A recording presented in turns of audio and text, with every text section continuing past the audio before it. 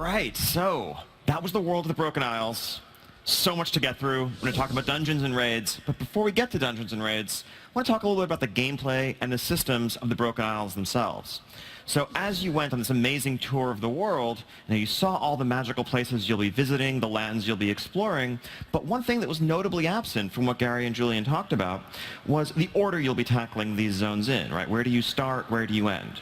Over the years, over the course of a lot of our past expansions, we've taken a few different approaches to, how we flow players through the zones. Sometimes we've had a single starting zone, like Jade Forest and Pandaria. Other times we've had choices, like Vashir or Mount Hyjal. Other times, like in Warlords, it's been a faction thing, where Horde started in Frostfire, Alliance started in Shadowmoon. So as we started thinking about and talking about the Broken Isles, we figured, all right, you're going to start out in the city of Dalaran, which is kind of your flying fortress, your base from which you mount your assault on the Legion, and then you'll work your way clockwise around the zone, culminating in Suramar, maybe getting 2.5 levels each step of the way. So you'll probably hit 110, kind of late in High Mountain, maybe Suramar. But while we were doing that, we started building the expansion with this in mind in this direction. While we were doing that, we were, of course, continuing to work on Warlords and to see how some of our Warlord systems were playing out. We were learning a lot more about how to make content in combat that scales. So in our raids, we have flexible raiding from 10 to 30 players. We have time walking that we introduced in patch 6.2, where we allow players to run old content regardless of their current power level. Even the Proving Grounds now actually use a model where the things you're fighting scale up to match your gear level. And so we were looking at how that was playing out and started talking on our end, well, what would it look like if we extended that tech? What would it look like if we extended that approach to the world as a whole rather than just instances? What does that mean potentially for the Broken Isles?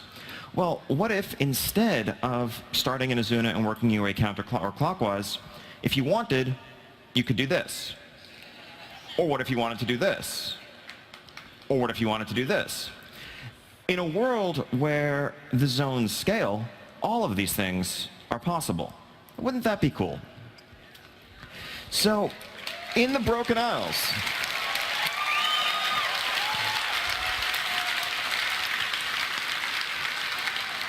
exactly, it would be cool. That is the answer. In the Broken Isles, there are going to be 4 level-up zones that all scale flexibly. So if you want to start in Azuna, or Stormheim, or Val'sharah, or High Mountain, you can choose the path you want to take through the Broken Isles. You can explore the world as you choose. You can carve your own path to victory and to the defeat of the Burning Legion. Now, regardless, your objective in each of these zones is to recover, to acquire the Titan relic from that zone known as the Pillar of Creation that is needed to seal up the Tomb of Sargeras, to stop the Legion invasion of our world. And so it doesn't matter which zone you start in, you're going to have to go to all 4. If I were better at art, this slide would actually be like a Mega Man mock-up with the 4 zones in the corners and Gul'dan in the middle instead of Dr. Wily. But that's basically how you can see approaching the expansion, right? You start in one level, move on to the next. Eventually, all roads still do lead to Suramar. Suramar is a fixed level, max level 110 zone. The entire zone exists for players who have already been to the other 4 zones, who have reached the maximum level of 110, and that is where your journey will come to its conclusion, at least for now. One of the great things the flexibility also does is it makes it much easier to play with your friends. It removes the barrier of level to just jumping in and questing in the outdoor world. Let's say the expansion comes out, you've hit up Azuna and Stormheim, you're maybe level 105, 106. Your friend has gone to High Mountain, they're only level 102. You both log on, you'd like to quest together. Today that's impossible. But in Legion, you could both go to, let's say, Val'sharah, to which neither of you had previously been, adventure alongside each other, have a great time playing all new content, and it would all just work. So one question you're probably asking, well, how? How does this work? So a couple of key details. First off, we are not scaling you down. We're not nerfing you. As you walk around, your stats aren't going to suddenly be depressed to match the level of the zone that you're in. We're scaling the world around you. This is seamlessly integrated into the UI, into the feel of combat. If it takes you, 12 or 15 seconds as a level 102 player to kill a level 102 boar, it would probably take you the exact same amount of time, give or take, as a level 106 player to kill that boar. So it should all just work. Our goal here is for someone who isn't at BlizzCon, who isn't, following along with the latest news about the game, reading the patch notes, they're just excited to play a new WoW expansion, they should be able to buy the game, hop in and go questing, and not even necessarily know that anything is different. It should just feel like the WoW questing experience you're used to, except with a whole lot more freedom.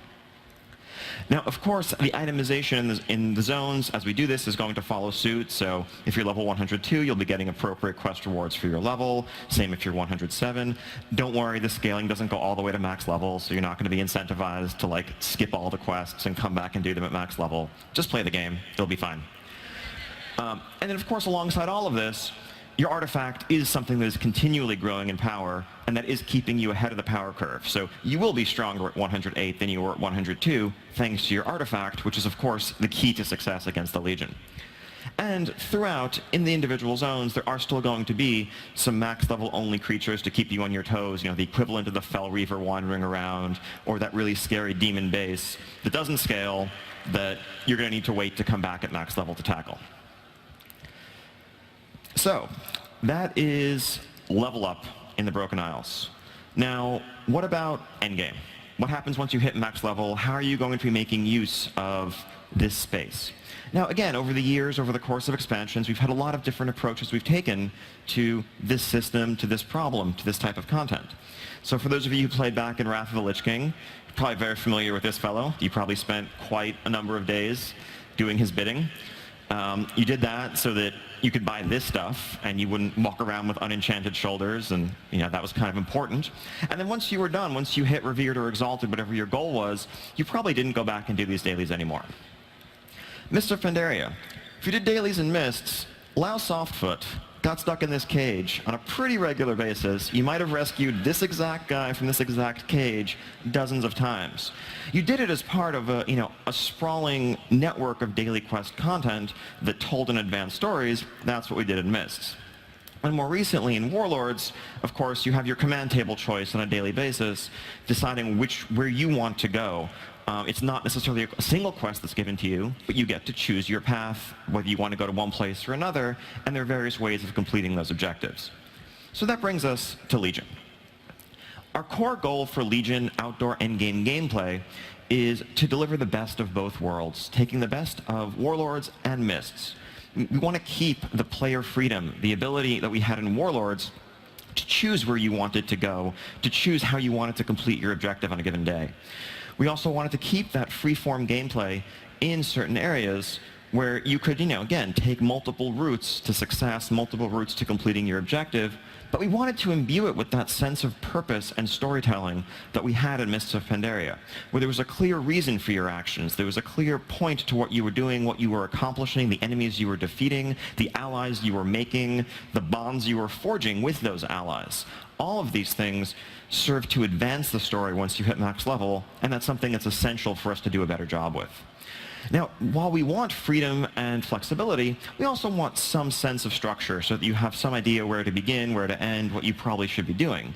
But we want to deliver that sense of structure without the sense of compulsion that sometimes came along with Mist's dailies, where it could feel like if you missed a single day, you were falling behind, and you felt obligated to log in, even if that's not really what you were looking forward to doing that evening. Finally, one new thing that never could have been a bullet point before today is that because the Broken Isles are flexible, we can make use of the entire continent of the Broken Isles for endgame outdoor gameplay. We don't need to limit you to a little small section of a zone, like the way in Valley of the Four Winds in Pandaria, there was the Hosen Plateau, and that was pretty much the only max level place in that entire zone. The rest of it was largely dead to you, well, except for the farm, once you hit max level. This time around, we can make use of all of it. So bringing all that together, what does that mean? So what we want to do in Legion is have a system of outdoor world quests, constantly ongoing, constantly shuffling, so that every time you log in, your map is littered with various objectives, various types of gameplay, varied reasons, varied rewards, and you can choose what you want to do, which zone you want to go to, how you want to approach tackling the outdoor world. So Each one of these icons that you see on the map represents a world quest, an objective that you can just go to. There isn't necessarily a daily quest giver giving it to you, and there's a reward that's plainly visible there. These will be around for some period of time. They will vary wildly from, maybe just a few hours for a simple objective like this that gives you artifact power, and you're not really going to miss it if it's gone, to an entire week for something that is rare or more epic in terms of its reward. We want to get away from a strict daily schedule and more an organic sense where you can come and go, and there's always going to be something new and exciting waiting for you when you log in. So let's talk a little bit more about this.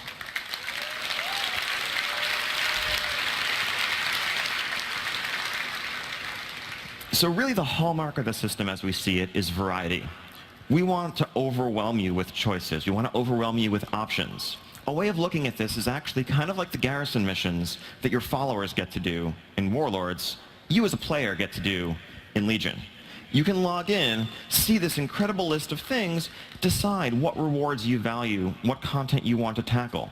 And this is a wrapper that really we can use to cover virtually everything we're doing in the outdoor world in Legion. So a lot of these are going to be tied to specific factions, the reputations that you've met as you adventured through the world, whether you're aiding your Nightfallen allies in Suramar or the High Mountain Tauren or other factions. It also lets us do types of gameplay like, for example, PvP objectives. Maybe if you're a Horde player, some of these objectives will be Alliance-held towers that you can assault, where you have the quest of killing a few NPCs there. Of course, going there is going to flag you for PvP, so it's up to you if you want to, do that or not. Your call.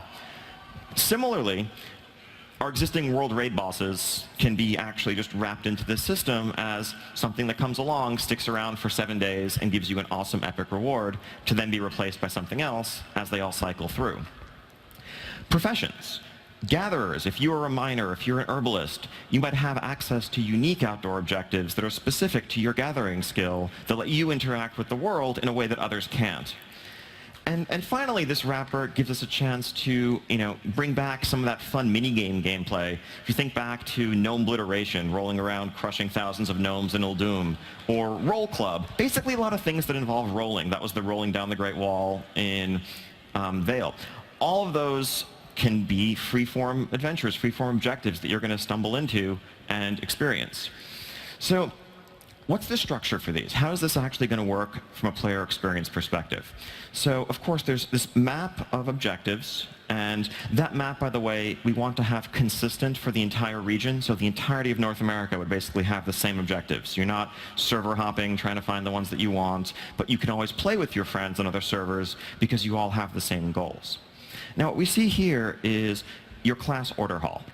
This is the Paladin class order hall, where on a regular basis, emissaries of the different factions of the Broken Isles will come to visit you to request your assistance, because they are in need of your assistance as one of the great champions of the world.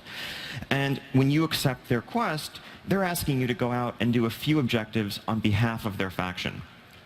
Now, the Valkyr emissary from Stormheim, for example, may ask you to do 5 Valkyra-related objectives, but actually there's probably going to be 10 or even a dozen options. So you can look at the map, pick the types of gameplay, pick the types of rewards that you like the most, and pick those for how you're going to satisfy her request. Now, also, you might notice the quest markers over their heads are not blue, they're gold. That's because these aren't strictly daily quests. These emissaries will come by your order hall, but they'll stick around for a few days. So if you haven't attended to them, eventually they will kind of get bored or frustrated and wander off. But if you haven't logged in a couple of days, you'll have a few more of them waiting for you. You can think of them more the way quests work in a game like Hearthstone or Heroes, where even if you don't log in every day, there's still going to be something there waiting for you next time you log in. It's that freedom without the sense of pressure or obligation.